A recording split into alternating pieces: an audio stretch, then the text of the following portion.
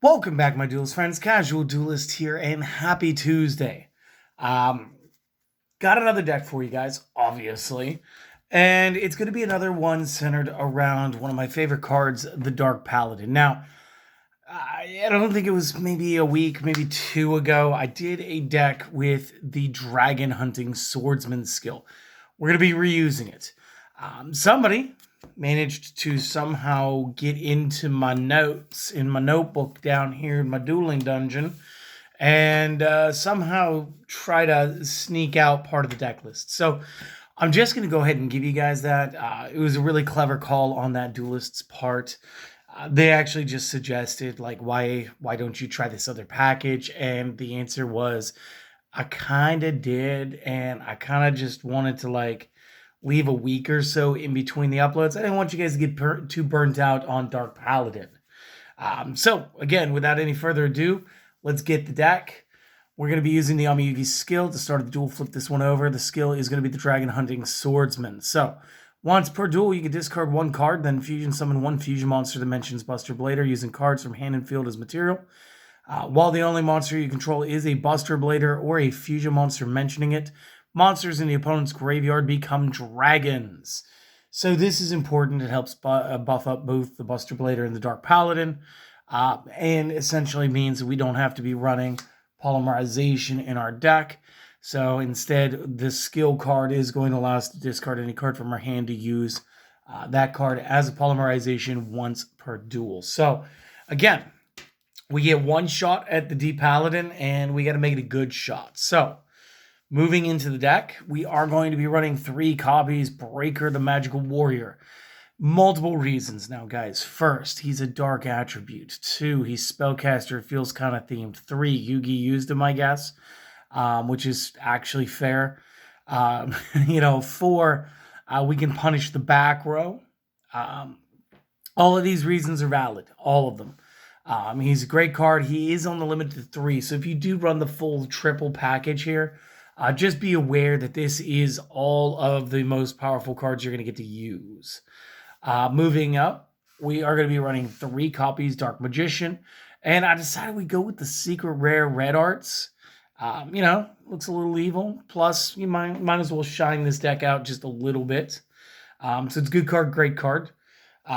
Good card, great card. Troop Dragons. Okay, last time we used Windstorms of Itaqua to really start blocking attacks.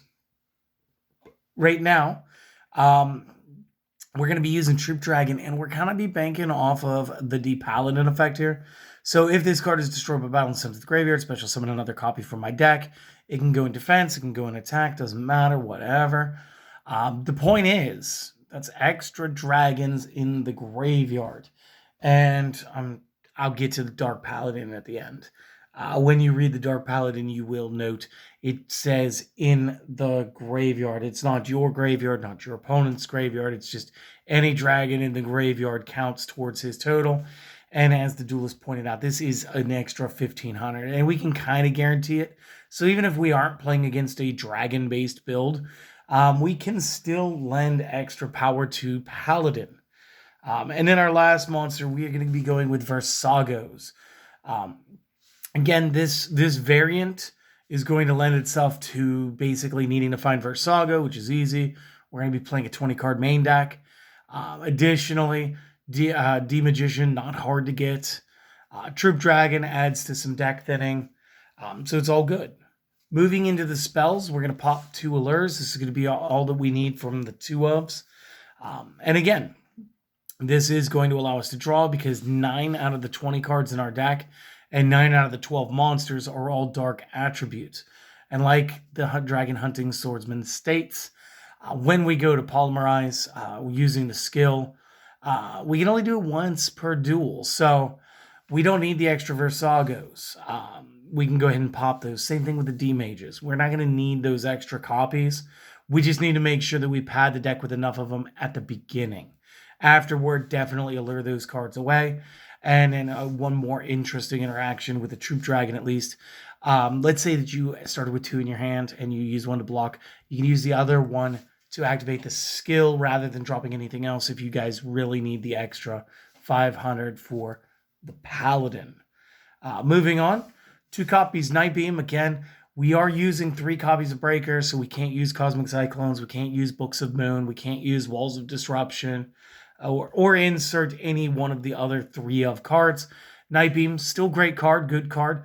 It's going to stop cards from responding. So again, we don't run a whole lot of traps until we get to the side deck. So again, Dark Paladin is more or less just about negating the spell card activations. And this is going to be that we just kind of clear any traps that might be on the field away beforehand. Same thing with Breaker. Last spell card we're going to run is 3 copies of Summoner's Art. And what makes Summoner's Art so good is just add a level 5 or higher normal from deck to hand. Again, number 1, deck fitting. 2, D-Mage. This is like running 6 copies of our boy. If you're running the Allure of Darkness, you've maybe got the Allure of Darkness, you've got this, you got Troop Dragon and Breaker, and you're not sure where to go. You can always thin first, then pull 2, and see what to banish at the end of all of that.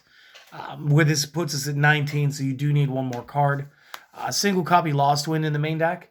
Again, there's not a lot of benefit to running a bunch of traps, because again, Paladin doesn't need you to discard any specific type of card. It's not like running the Poker Knights, running the Arcana Joker.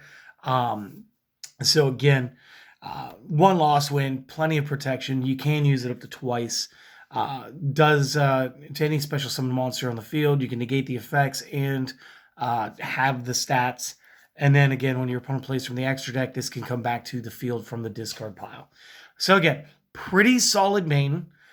Give it a second. Go ahead, screen cap and or, whatever it is, snapshot, pause, make some notes, and I'll be back with the rest of this deck in just a moment. All right, and we're back. So we want to go over the extra deck choices here just real quick. So the first choice we have is obviously Dark Paladin. We're going to run a single copy. Yes, we foiled him out this time. Normally, D-Mage plus B-Blader. Must be Fusion Summon, so again, can't special summon him any other way. When a spell card is activated, quick effect, discard a card, negate activation if you do destroy the spell card. Do note, this is not once per turn, so again, he does have sort of like a built-in protection for himself. And since he can discard cards, again, the extra copies of Troop Dragon can absolutely go during this and still power him up. This card must also be face up on the field in order to activate and resolve this, blah, blah, blah, blah, blah. It's because, things like Book of Moon exist.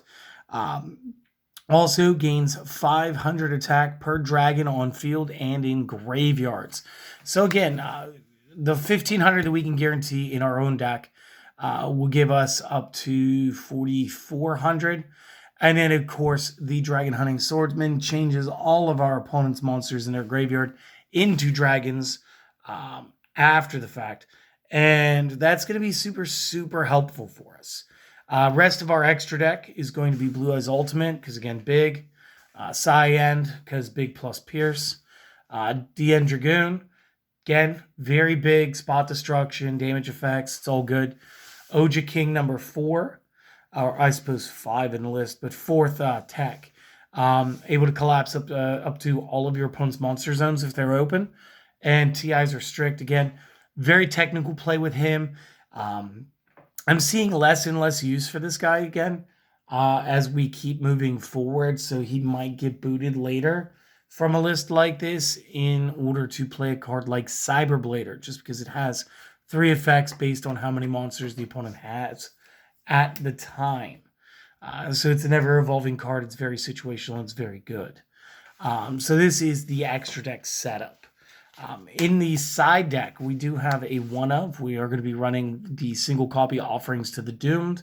Again, Jinzo, not really a big threat, but some of these larger class cards, especially since we're targeting the back row, we live by waking the dragon on this channel, so we always prepare for waking this dragon to just be dropped on us, allowing our opponent to play into all of the same large plays we're going to be playing. Additionally, 2 copies of Lost Wind. That'll bring us up to 3 overall because it's just a great card.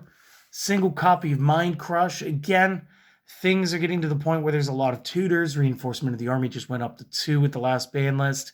A lot of reasons why Crush is good. and situationally so. So again, I still like a single if you guys want to make it a double. Maybe drop out a Lost Wind or drop one of the next.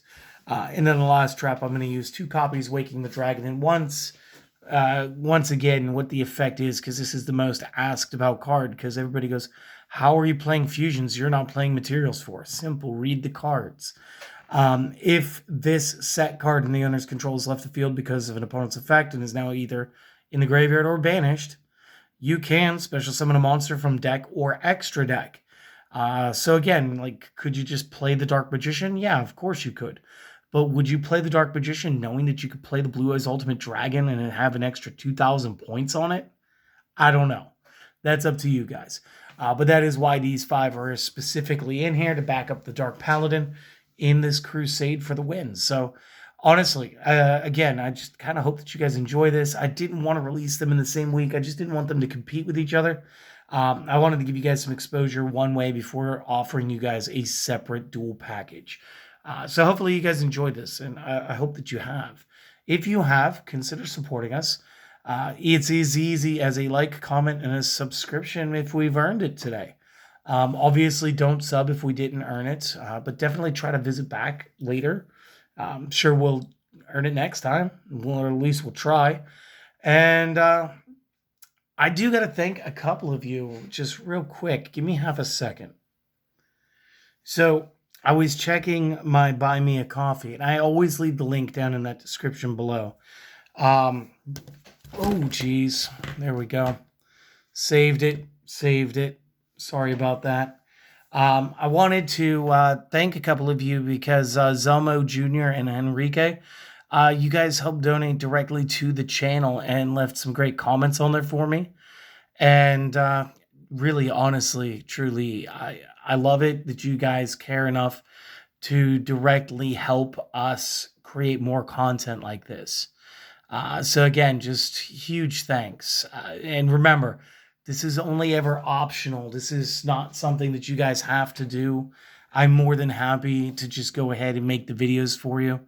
But it does help out. It does help us get more card sleeves and keep up with the booster releases, especially speed duel releases, structure decks. Because again, we try to cater to the casual side of things. So again, just huge thanks. So on that note, you guys do the things or don't do the things, whichever one is best for you. And just do us one favor, okay? This is the only one you ever have to do. I want you guys to go out. I want you guys to have a great day. And I hope to see you guys again next video, all right? See you later.